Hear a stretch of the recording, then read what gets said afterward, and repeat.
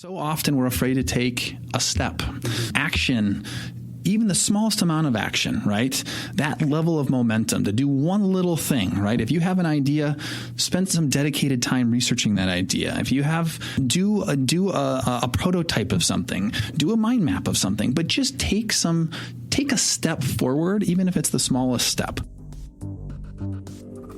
Welcome to the Schmidt List, the podcast for people dedicated to managing successful projects, developing impactful products, and building engaged teams. And now, here's your host, Kurt Schmidt.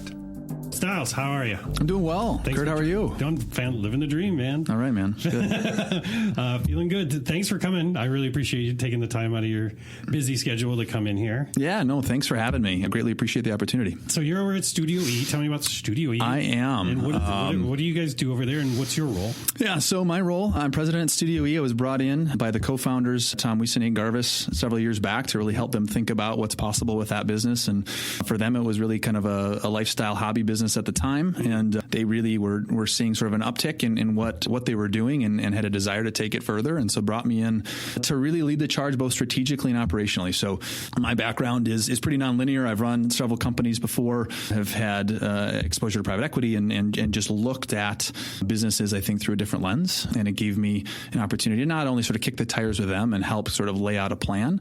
I remember the day, in fact, when I laid out kind of my approach to that business, and they sort of looked at me and said, "Hey, this is great. We'd love to do this, but we don't know how to do this. Yes. So do we want to be a part of this?" And so it was a bit of sort of date before you get married on both sides, right? So they were getting to know me, and I joined as a consultant at first, and was just helping them kind of take the next step. And it really worked out into a really cool partnership. So they are without a doubt these really big thinkers, a bit audacious sometimes in that thinking, but I greatly appreciate it because my role is to really ground some of that, kind of take what they give and help bring it to life in a meaningful way. So very cool. Yeah. So Studio E, really our purpose as a business, right, is to help both leaders and organizations create and discover more possibility. So you think of the world we're living in. People always talk about how fast things are changing. People talk about wanting to launch ideas or new products or services. They talk about innovation. We look at this concept of exploration as kind of a way of being. So how do you embrace exploratory practices? How do you get comfortable navigating in the unknown? And we're naturally not wired to do that. And so Studio E is really a business dedicated to providing programs both at the individual level and at the organizational level to get rooted in those practices, to have a learning community with which you do that, and to really explore your way forward, right? So we've been doing that for the last, I guess, almost 7 years. I've been with the team for the last 4 years, and it's just a lot of fun seeing the possibilities that get created every day at the studio. Yeah, I can imagine you've got some pretty amazing people that come through there in terms of not even just from the going through the program thing, but you bring in a lot of speakers and people from outside to come in and talk too. It's not just Studio E constantly telling them what to do. Right? Yeah. I think that's actually, I don't want to call it a cheat because that's not a good way to think about it. But we really, I think, yes, there are foundational competencies and practices that we teach. I think the kind of the secret sauce that we have is we're more of a platform and framework to bring a lot of practices into. So a lot of what we've at the foundation of Studio E is actually some work done out of Babson College. So Babson, probably the leading entrepreneurial school in the world at this point. Small little college just outside of Boston. But if you talk about entrepreneurship, they are sort of the upper echelon of that conversation.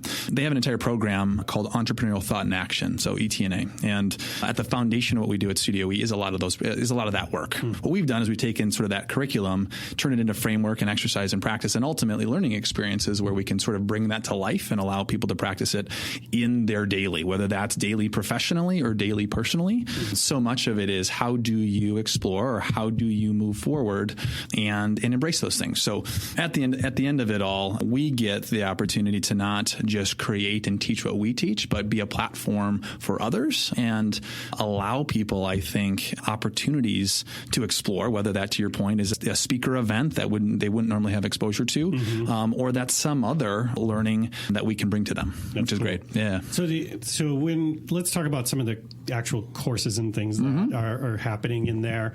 How intensive is this? Is this a year-long commitment? Is this a 6 days and we're out the door? Right.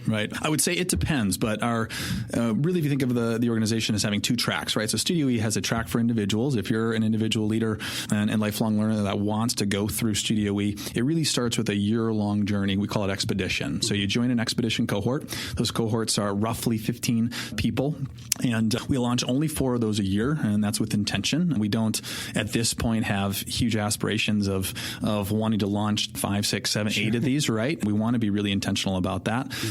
But it is a year long, and so you have 4 dedicated days throughout that year that you're sort of in session with us. You're with your cohort. You're over at the studio learning and not just learning our practices, but connecting with this group. Right. And then there's opportunities in between those 4 touch points, whether those are speaker events, whether those are our what we call our idea slams, whether those we actually have 6 competency workshops that we do throughout the year. There are other learning experiences people can tap into to get as much out of the program as they want. So it is very comprehensive. Aside from those 4 dedicated days, I would say there isn't an expectation that people do everything else. We have some people that all they do is go to those 4 days. We have other people that tap into every single opportunity they can. Sure. And then on the back end of that year-long experience, the way that people stay connected and engaged with the community and ultimately have access to what we're doing is through a program. It's an ongoing program called Explorers. So once you've kind of graduated from the Expedition program, you can stay in on a month-to-month program called Explorers, and it gives you access to the workshops, the events, our clubhouse space, and the like. Yep. So when most people come in through that individual door, if you will, where are they at in? I mean, I'm guessing it's all across the map, but what's a lot of the first things you're hearing about? Because I'm thinking to myself as a listener to the show right now, well, that sounds really interesting, but I don't know if I'm in a place ready for that. Is it right for me?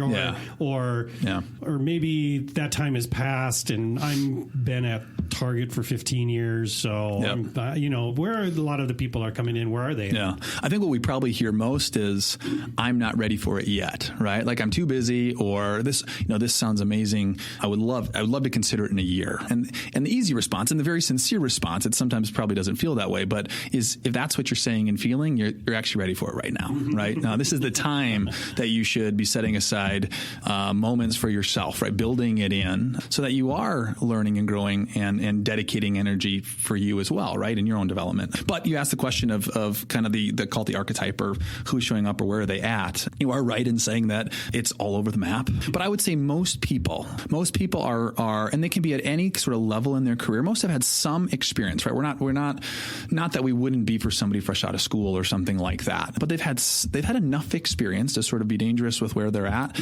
They're probably feeling a bit stuck in where they're at. Like, hey, I've been on the same path. There's more opportunity elsewhere. I have an idea of something I want to go do or try, but I just don't have the courage or the confidence to do that yet. Or maybe they have tried things in the past and it hasn't worked, right? They could be a corporate leader or an executive someplace saying, hey, I've been on this path. I've been climbing this ladder for a long time. And on the surface, on paper, I've had a ton of success, but I'm a bit dissatisfied, right? I don't feel complete yet in this journey, and I want something more. Or I am so far up that path, and I'm so ingrained in the business that I'm in, I have no exposure to things outside of my lane, right? And so, at the heart of what we actually teach is the notion of learning community, and that you learn the most from people who know things that you don't, right? And so, finding places where you can surround yourself with people of all walks of life that are doing different things, that have different levels of experience, is the best place to learn. Yet we're not naturally, I think, from society, and also I think from a business standpoint, that's just not ultimately how people position themselves. It's like, as I climb that ladder, I'm gonna one, it's I have to spend more time doing what I do because it's important, and two, as you climb, there's also this notion of, well, I can't dare not know something, if that makes sense. That's because it's scary. It is scary, and it's like I've been elevated and I continue to grow, and that's based on my knowledge. And if I'm admitting or thinking about things that I don't know, well, that's not for me. And so ultimately we end up with a lot of people that are looking for more, may not know exactly how to go get that or where to find it. We always ask people to bring an idea to the studio, right? So it's this notion of work on something that you are passionate about. It should be something and it can be a huge audacious idea. It can be something really small, but it is about applying the practices to something that is important to you. Do those ideas change during the course of it frequently? I would say at least 50% of the time, yes, okay. Right? For a variety of reasons. Sure, yeah. But once it actually hits that community that you're building, I can imagine it it ricochets in weird ways. Yeah. Well, and as you know, right, and a big part of this exploratory practice is you are exploring. And so when you're out there just exploring, stuff shows up, and it is, we talk about MVP and we talk about iterative process, and you say, okay, one turn of the wheel, it may look a little different on the backside of that. You may discover something that you didn't know before that makes the idea that much more valuable or makes it not so valuable to you, sends it in a total different trajectory. And that's absolutely okay. That's what makes it fun. And what I love doing is comparing to some degree where people start in the journey and where they end. And some people stick with the same idea and it just grows and gets nurtured through the process. Other people jump all over the map. But that I'll call it that through line of what they're learning and how they're applying it is what needs to hold. Yeah, that makes sense. Well, and I think again, it's when, and it's when a company, like you mentioned, bringing corporations and things through, when a company's really ready for change, I mean, these types of things make sense because everybody talks about digital transformation when it's actually, there's nothing digital about it. It's all cultural transformation, right? This agile transformation is culture transformation. Yeah. And having leaders that are okay with experimentation. I mean, I did a talk about a year ago with a group of CIOs, and one of the people said, we really want to talk about experimentation. I was like, cool. What do you want to talk about? It's a broad subject. They were like, how do you do it? Well, and okay, so innovation, transformation, these are all these buzzwords that, change is change. Everything needs to change. There's evolution everywhere, right? That's kind of here to stay. I mean, how many big organizations have sort of carved out innovation groups only to find that those groups get side-pocketed, have their own budgets, ultimately have their own culture. Things get designed, things get ideated on, things get thrown back over the wall, and it all falls apart. Don't need to name names, but we've all seen that to some degree. I know you've been exposed to it, and you say to yourself, well, if you really have to side pocket those things, if you really have to sort of think about change or think about transformation or think about innovation as something totally separate than your daily operation, there's something broken in that. We all have to sort of accept and get excited about that evolutionary process, kind of 365 days of the year, right? It needs to be part of, at least we believe culturally, it should be part of what every organization is doing and is getting comfortable with. And at the organizational level, that's a lot of the work that we're doing, right? So on one hand, we have these tracks and these programs for individuals, but we do get brought into organizations to help them approach their business differently, to help them think about the mindset of exploration as a way of being that culturally they want to adopt, because that allows space for sort of ongoing everyday transformation and change that will naturally show up and is needed versus today's the day that we're going to start doing change management or we're going to do a transformational program. And you go, wait, why just today? And where does that stop and why should it stop? So I hear you and I totally agree. From our standpoint, it should be a practice you're doing all the time and people need to get more comfortable with it. Yeah, because it's not just about, because they've talked about, and then there's the other side, there's that corporate side, and then there's this entrepreneur porn that goes on out there with the Gary V's and all these different things, right? Where it's like, I'm going to do a startup, and they just don't understand the amount of energy and effort and passion that would need to go into making something successful. It's not this, if you build it, they will come sort of thing. But I can imagine, and that's why I asked specifically where people are at when they're showing up there, because I know it's almost like a 12-step sort of thing, like this anger, denial, and these things that go through, because I can imagine that a lot of times when people are showing up to you, it's not the first place they went for assistance, right? Totally, yeah, you're absolutely right. So a lot of times they've tried other things, or they've looked to other places, or they've just sort of pounded their head against the wall within the organization time and time again, and they keep hitting the dead end. Or I read all the Simon Sinek books. That's exactly right. They didn't work. Yeah, that's exactly right. And a lot of it is you can, and we're, again, being committed to be a lifelong learner. I've read a lot of books too. I know you have, and it's important, but it's also important to start putting those things into practice. And I think that's one of the unique things that we get to do with folks is we get to be side by side with them as they put it into practice. They try things. And we often say the studio is a safe place to act and think dangerously. Push yourself, challenge yourself, try something new. And it's okay to quote unquote fail in this space. It's okay to slip and fall. That's what you learn from those moments. Yep. So yeah, what happens is people will say, I've tried, even organizations will come to us and it's this moment of being stuck. We've tried to do it a different way. In the whole concept of the innovation, we've tried to innovate doing it that way. It hasn't worked. People often look at us and say, well, are you an innovation firm? And I'll say, well, no, but the practices and the methods that we're teaching, the mindset that we're embracing, and we hope that you can embrace, will allow you to be more innovative, right? That's an outcome, a potential outcome of it, but we are not an innovation firm. Right. And that's oftentimes a hard thing for people to understand. Yeah, I can see that because, again, it goes back to even what we do here at Foundry, for example. We're constantly helping people align on what the problem is, even that we're trying to solve, right? Yeah. Because that's the opportunity that we've found is that, sure, lots of people have ideas on things that they should do, and they want to try those things, and they just want a price for that thing. And it's like, well, should you even do that? Yeah, is that really what you should be doing? Right. And so that's why over the years, we've really built our strategy muscles and things to help us and allow us to really explore that space with our clients to be able to actually produce something that actually solves the problem. So in your mind, Stiles, I'm listening to the show and I'm like, okay, that sounds all great, but what's something I could do today that would help push me forward from Stiles? Your opinion, your experience. Right. I've got this idea and maybe I can't just join Studio 8 tomorrow, but where do you start? Where do you suggest people start when they get those ideas to, like I said, we try to make sure, is that the real idea or problem you're trying to solve?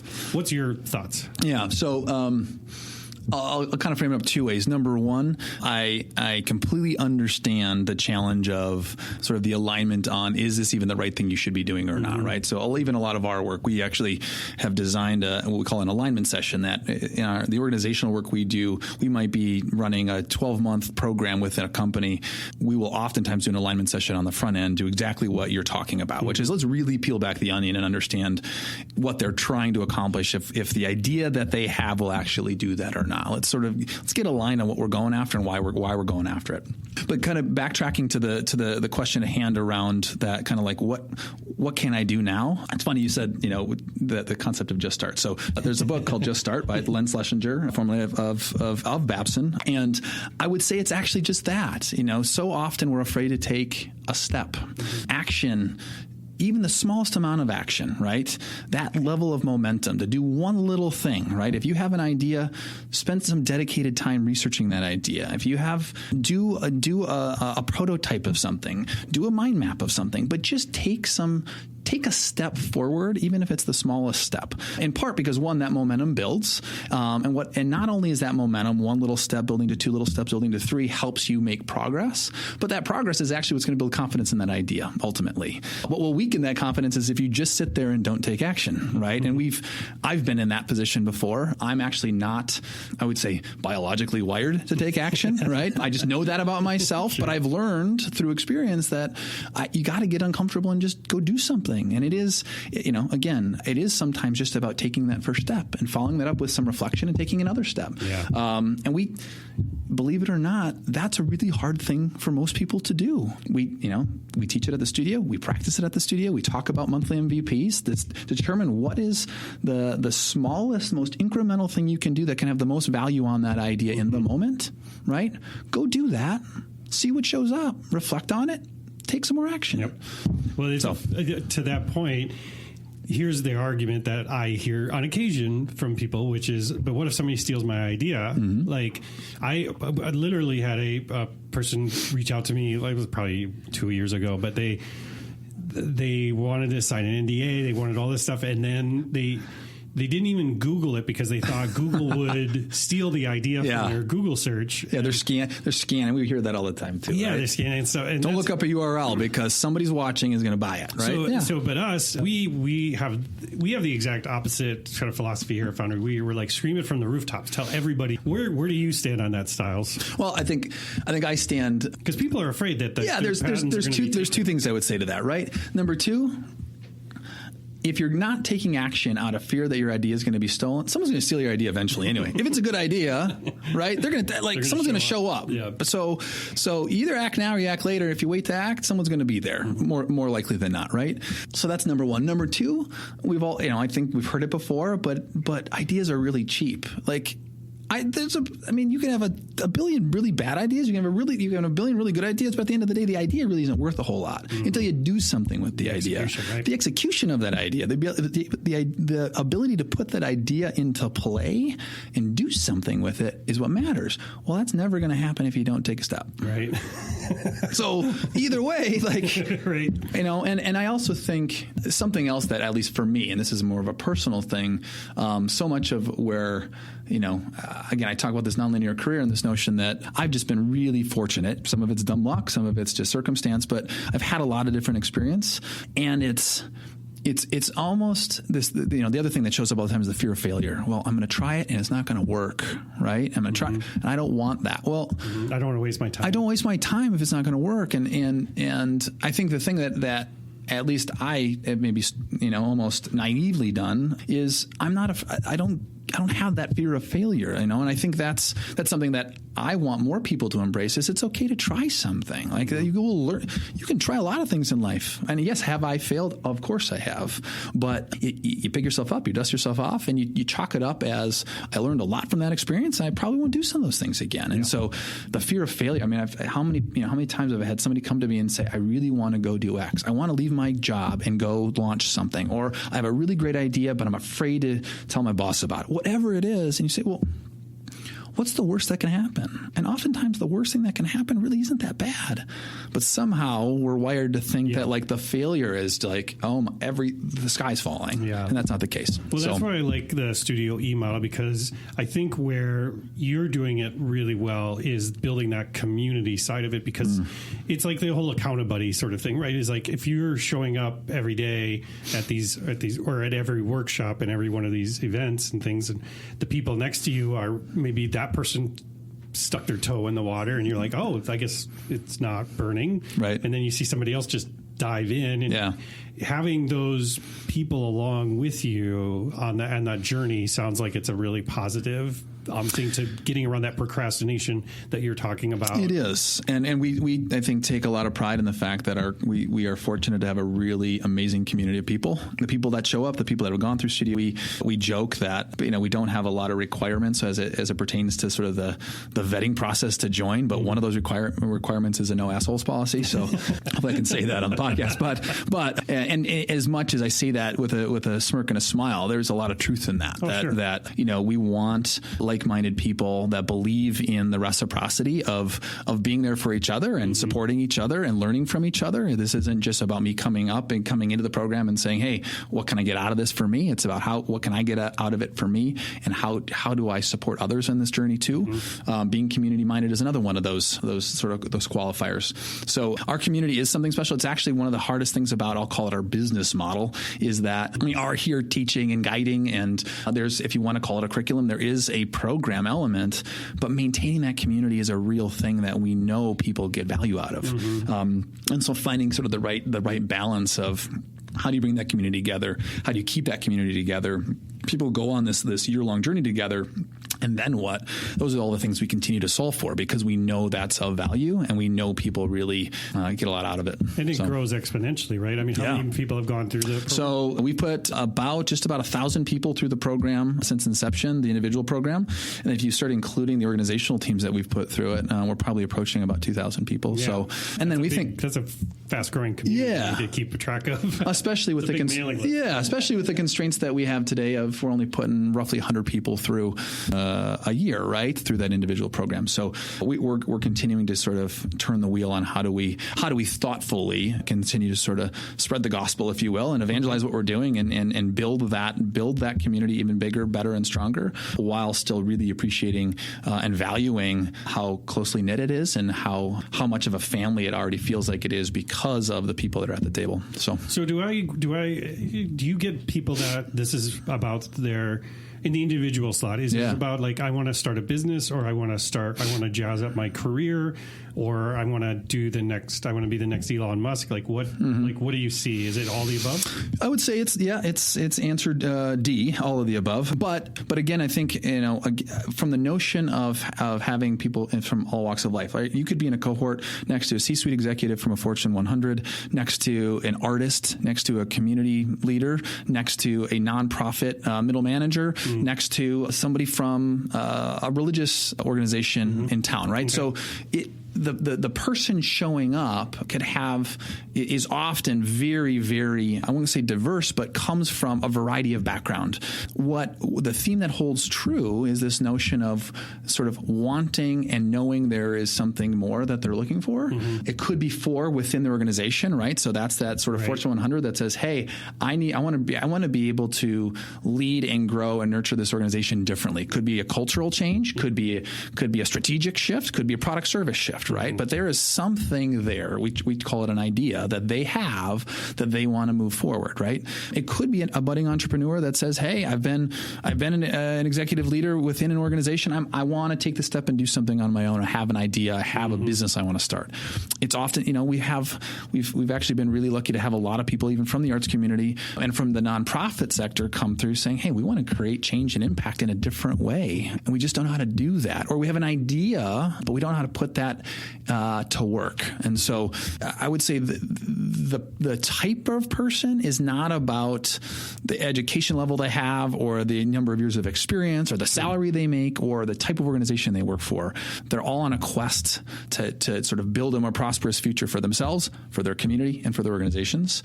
They want to learn how to explore their way forward and create change, right? Could be launching an idea, could just be building a different culture. Yeah. And that's what people show up with and are desiring. That's cool. Yeah. Do you feel that the processes that you do at Studio E have changed over the years? Has it been kind of still like, well, it's still this foundational thing we did 7 years ago? Yeah. Or has the social economic climate impacted how you go about the work? Yeah, it's funny. So I would say we've built upon it, right? So at the foundation of it, our competencies and our practices are still the same. We continue to add to them over time because there's new learnings, new practices that we're building and teaching. I would say what's probably changed the most, and it plays back into that whole business model piece, is you go back to 7 years ago. Even think about when the iPhone came out, right? And we're all walking around on our devices, and 50% of us are on iPhones. When Tom and Nate came up with this business, the iPhone had just come out, okay? And now here we are, and that's just a common thing. So the one thing that I would say that is changing for us is, I'll say, the speed at which we're delivering it. All right, so it's less about I'll call it curriculum, or less about the practices and the tools that we have. Those are very fundamental to us, and we're adding to those. But it's the how and the where it's getting delivered. We are finding, that at the end of the day, you've got a lot of people that can dedicate the time to the program. They can carve out a day once a quarter for it. And then we have some people that say, I just don't have that capacity. We have some people, actually, it's why we launched our workshop series last year, was because people were hungry for more, but they couldn't dedicate full days. So let's say, what does it look like to do a 3 or 4 hour workshop versus a full day of something? So taking smaller bites of the apple, if you will. And it allows us to go deeper on things. So a lot of people mindset is a competency we teach, or enrollment is a competency we teach. Well, you can only get so much in a single day. Well, if I want to go deeper, what do you do? So I would say finding new ways to deliver it, as well as adding on to this platform that we have, this foundation of practices, is really how that's evolving. Yeah, I like that. Yeah. So I think, and why I'm attracted to this sort of teaching, this sort of approach, is because for me, I've always needed context in order to learn things, and going out and reading those leadership books and things that we talked about, and they're very theoretical, they're very high level, and I'm not getting the context out of it because I can imagine where you're finding a lot of success is somebody being able to say, like, that's a cool concept, but this salesperson's a jerk. Mm-hmm. Right. So what can I do about it? You know what I mean? Whereas a book or an ebook or a podcast or something, I can scream at the book and be like, what are you talking about? Like, what? That doesn't work where I'm at. Right. Yep. And that's where I could see, would you say that that's a lot of the value that comes out of it as well? Yeah. I mean, textual. Yeah. One, it is context, right? It's about the ability to put it into play. It's like, well, I actually get to work on trying it as opposed to just the theory of it and reading it in a book. It's really hard, to read in a book and then kind of go take it and put it in practice. Even if you can contextually find a spot for it, it's like, well, I've never done that before. And do I really want to try that with my current team? Or do I really want to share that idea with my business partner, whatever. It doesn't feel comfortable always. And then, yes, the context of it is very real. I think there's also a lot of value in working side by side with people that are sort of struggling with the practices the same way. Like we have a day on ideation, and part of that day is about drawing. And like, it's amazing how many people are afraid to draw. Oh, it's like the fear of speaking. Like when we do workshops and things, we'll have certain, like during design sprints and things, we'll have people do some drawing. And there's people that literally cross their arms and they're like, I can't even draw a stick person. And it's like, can you draw a circle? Yeah. Can you draw a square? How about something that looks kind of like a square, right? Yeah, like, can we just do that? If you can do that, you can draw. We're good, right? Yeah. And so, again, it's a simple example of sitting arm in arm with other people, sort of being vulnerable in that moment, having guides along with you that are making it enjoyable to stretch your mind, stretch yourself, try new things. That sort of experiential component of it is a big part of it too for us. So it's about context, but it's also about experience and doing it, and again, it's doing it in a fun, inspiring way that people feel they can sort of be unleashed with. It's like, well, hey, and it takes a while. It's actually really interesting to see people come in on day one with a little bit of like, well, what is this and what are we doing? And I'm not sure, and we almost intentionally don't give a lot of lead on what the day's going to look like. Okay. We tell you what to wear, be comfortable, show up, be prepared for a fun day, but that's kind of it. And they get through day one, and then they get excited for day two, and the sort of that momentum builds. And I think a lot of it is because they're able to start applying these things and put it into play in the moment, right? Yeah. So and that's where that's where I see the value, because the same thing with like the workshops we do, even though the outcome is usually different, but it is about people being able to raise their hand and be like, well, that doesn't work in where I'm at right now. Yeah, right. Or this or that, and allows you to like be able to pivot and move and have those discussions with people, or for people to lean on each other and say, well, actually, I have that same problem and this does work for me and here's why, and things, right? Because to your point, I think the real value is obviously in the curriculum and things that you bring, but those other people around you that are saying, yeah, me too. Mm-hmm. Or, yeah, I've been there, but this is how I did it too. Again, it's that teaching through the community, and not just Stiles and crew just pointing down and being like, do it this way. Right. That's exactly right. Yeah. You're learning side by side. You're not only supporting each other. Some of that support comes with challenging each other. Mm-hmm. We talk a lot about sort of like reframing, and it's really easy to say, well, cross your arms, that's not going to work for me. But at the end of the day, you say, well, let's think about it just a little differently. Like, how can we approach that same problem from a different vantage point that may lead to a different outcome? Mm-hmm. And it often takes either us helping that or their peers getting them there.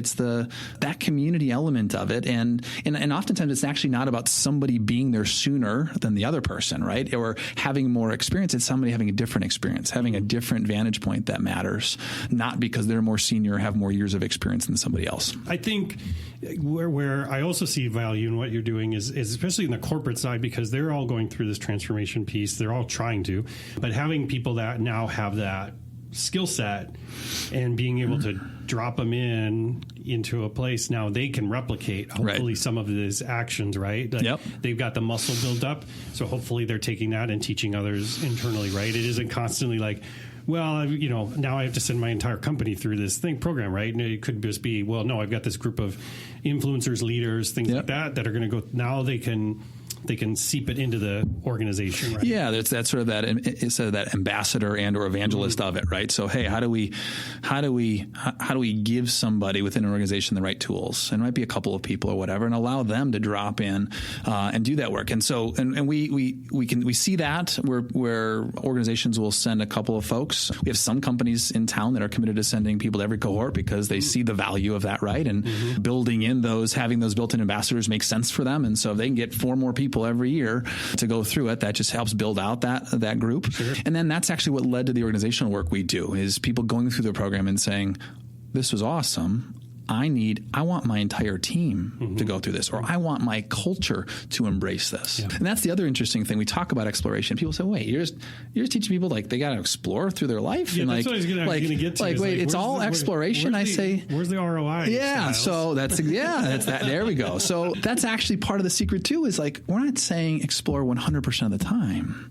The simple portfolio of time that we look at is 70% of any person's time or any organization's time should be pure execution.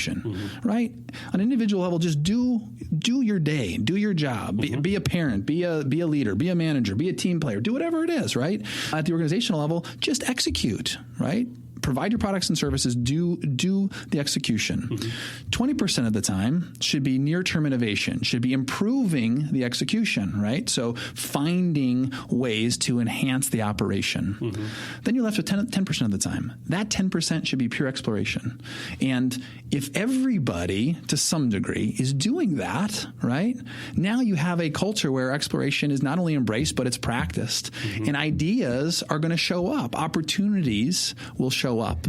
More possibility is discovered through that, as opposed to, I run a team of people that is executing 110% at 100% capacity. And you go, there's no room for innovation, let alone exploration. Yeah. And you might be grinding, which is fantastic, but there is no sustainable way forward if that's the case. Yeah. So hopefully that makes sense. No, it totally does, because again, to your point, like, I think people know how to execute. They know how to do the job because they're doing the job, right? Yeah. But where it gets less and less ambiguous is in that, how do I explore, but explore efficiently and purposefully, I guess I would say, right? Because I don't have those muscles necessarily like built up, and I think that's what you're saying. Like Studio is helping build that, so when the exploration time is there, I know what to do with it. Yeah, it's the practices, so the how to do it and the muscle memory of doing it, right? So it becomes habitual in your practice, as opposed to, I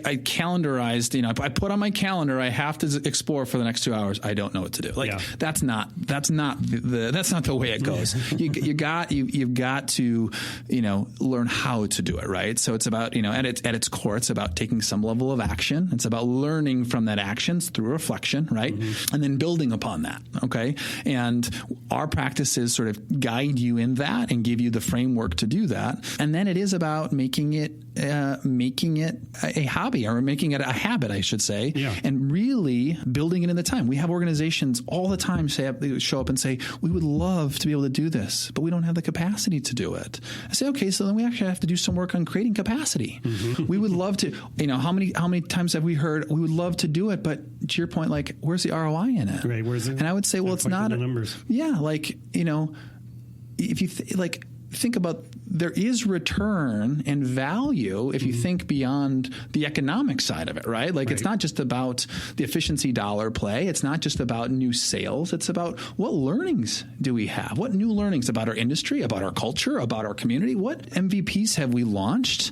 And what have we tried that's worked? And what have we tried that hasn't worked? Yeah. But so often, we actually teach a whole thing on metrics. Like, exploratory metrics are so different than your traditional metrics. We have sort of the mindset of a manager, or sort of managerial leadership that happens, and we know what that looks like: plans and data and ROI. And then you say, well, as an explorer, sometimes you have to really get comfortable with, what are we truly learning? What new connections? How much closer are we as a team because of the work we've done? There's value there, and it's about translating that. And that's often where I would say, if organizations are struggling, they may say they're embracing exploration as a practice, that they want exploratory leadership to be something that they're practicing, but they're not incentivizing against it. They don't maybe know how. And so our work is about guiding them on the what to do and how to do it, and getting them proficient at it and when well practiced, and making it a habit. And then it's about helping them understand how do they embrace it culturally, and how do they start incentivizing against it with those metrics. Yeah, that's something I talk about on the show a lot, is that incentivization piece is so important and powerful, right. To find that, because that's how people know that they're being rewarded for good work or not. Yeah. And you've got to have that clearly spelled out. Well, and it's not, and to that exact same point, it's not something you can just say, hey, you know what, I heard about this great thing. I'm going to send a bunch of my team there. They're going to learn this amazing skill, and we're off to the races. And I'm going to be 93% more innovative right. when they get back. That's exactly right. I can see the chart right now. Yeah, right. It's got to be embraced top down. You know, oftentimes we talk about with teams, the leadership team needs to go through this, not necessarily first, but needs to certainly be a part of it. You can talk the talk all day long. You can say it's something you believe in, but if you're not along for the ride, and if you're not understanding it at the same level that your team is, and if you're not incentivizing against it, it really, like anything, really won't stick. So, that's great. Yeah. All right, Stiles, so I want to thank you for joining me today. Yeah. I want to know more about Studio E and the work that you do there. Obviously, we learned a lot today, but thank you for that. Where do I go? How do I find stuff? So yourstudioe.com is our URL. So go there, check us out. All of the regular social handles apply as well. We do have an Eventbrite page, so all of our workshops as well as our speaker events are there. We do have some amazing speakers coming up. We run a workshop pretty much every other month at the studio. So there's half-day workshops, kind of get a taste of some of the things that we're doing. We also run a Fundamentals of Exploratory Leadership half-day workshop. We're doing 4 of those this year. And then our next cohort, so Expedition 32, launches April 21st. So awesome. Really excited about that. We're going to bring the next crew of folks through. So if people are interested in that program as well, they can actually email membership@yourstudioe.com, or again, check us out at our website, and there's a contact us there as well. Great. Thanks again, Stiles. I truly appreciate it. I love the work that you're doing there, and thank you so much for sharing the story. You got it, Kurt. Thank you for the opportunity. Thank you for listening to The Schmidt List. If you want to learn more about how Foundry accelerates innovation, check out foundrymakes.com. And if you'd like me to speak about establishing a growth mindset at your conference or with your team, drop me a note at kurt@foundrymakes.com. Oh, and the next time you're on the internet, head to iTunes and leave the show a review. If you enjoyed this episode, please share it with a friend, because sharing is caring. I truly appreciate you taking the time to listen to the show, and I hope you have a fantastic week.